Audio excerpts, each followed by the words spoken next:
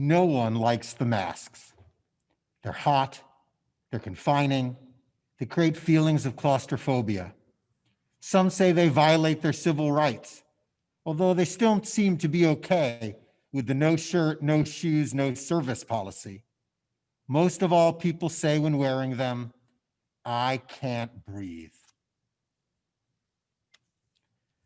I can't breathe may be the best way to describe this year. Perhaps this is the mask we all should be wearing.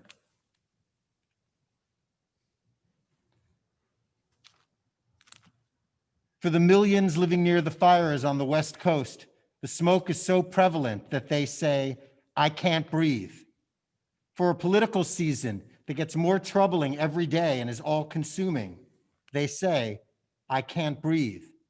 For the issues of the world that seem to escalate every week with something new, unimaginable, unexpected, and generally terrible that has symbolized 2020, everyone is saying, I can't breathe. But for all the surus that has filled our world and our nation, I can't breathe isn't about whether someone should wear a mask that might save their life and might save the rest of us. They should. I can't breathe isn't about how overwhelming our world has become. I can't breathe is what people say when they are about to die. I can't breathe is what George Floyd said over 20 times as Minnesota policeman Derek Chauvin pressed his knee on his neck for 8 minutes and 46 seconds, killing him. Floyd's murder set off a civil rights response this summer about the ongoing systematic racism that our country faces. I can't breathe is what George Floyd said as he died. So did Eric Garner, killed in a chokehold in Staten Island. It's what Javier Amblem in Austin, Texas, Manuel Ellis in Tacoma, Washington, and Elijah McCain in Aurora, Colorado, all said as they died in police custody. Also Byron Williams in Las Vegas, Nevada, and Marshall Miles in Sacramento, California. In every corner of America, the New York Times found at least 70 people over the last decade have died in law enforcement custody after saying the same words, I can't breathe. The reality of the way our country treats Black people is horrific. And if you think that you are not someone who does or would do anything like this, you're probably right. But opting out of the problem doesn't make it go away. As Jews, we have spent 3 millennia being treated as enemies, slaves, outsiders, conspirators, subhumans, and the other wherever we have lived.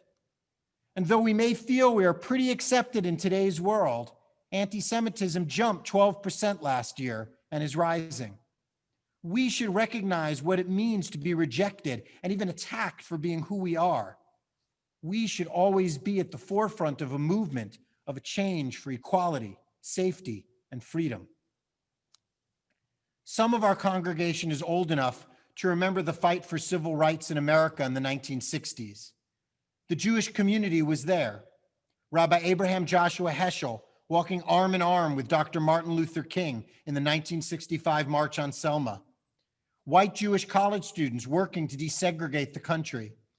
The Civil Rights Act of 1964 and the Voting Rights Act of 1965 were both drafted in the conference room of the Religious Action Center of Reform Judaism.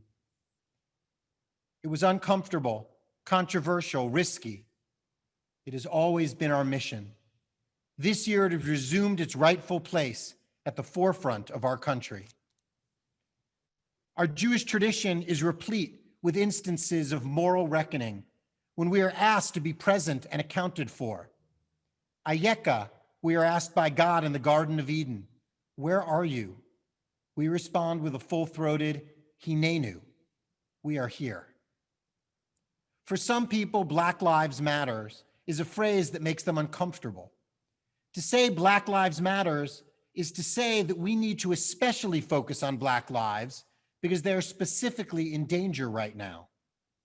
In 1939, one might have said Jewish lives matters. Today, we need to especially shout, Black Lives Matter. If you are not able to embrace the phrase Black Lives Matter yet, then I invite you for the time being to hold on to another one. I can't breathe. I can't breathe still when I see that picture of Emmett Till, the 14-year-old lynched in Mississippi in 1955, whose mother insisted he had an open coffin for the world to see what they did to my baby. I can't breathe when I watch the footage of Jacob Blake shot in the back 7 times in Kenosha, Wisconsin, in front of his 3 children. I can't breathe when I hear time after time that white people are calling 911, saying their life is being threatened because of someone Black who is walking their dog or bird watching in Central Park or even standing in front of their own home. I can't breathe from the tear gas used on the lawful, peaceful protests, including in front of the White House. I can't breathe upon learning that not one police officer was charged in the shooting of Breonna Taylor in Louisville, Kentucky. I can't breathe in an America where an unarmed Black person can be killed for carrying a cell phone like Stephen Clark, cigarettes like Eric Garner, a wallet like Amadou Diallo, or Skittles like 17-year-old Trayvon Martin. I can't breathe when in the same country, 17-year-old white teenager Kyle Rittenhouse can murder 2 people with an AR-15 and with the rifle hanging over his shoulder, walk past several police officers who toss the murderer a bottle of water and suggest he go home. Rabbi Nadia Saritsky, who works in Louisville, wrote this week, "We cannot breathe under the growing weight of our collective sins. We cannot breathe alongside our brothers and sisters. We cannot breathe until all people can breathe, until all people can soundly sleep in their homes without worrying that their tax-funded dollars will pay for police officers to come and kill them in the middle of the night and not get charged.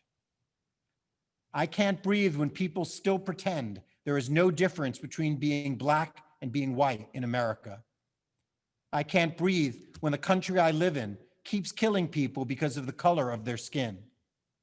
I can't breathe when we act as if there is nothing we can do." How can we start to breathe? With action, protest, compassion, and community. With self-examination and opening ourselves up to change and growth and teshuvah. We can breathe when we make a change from yesterday to today. We can breathe when we listen to the experiences of people of color and hear their stories.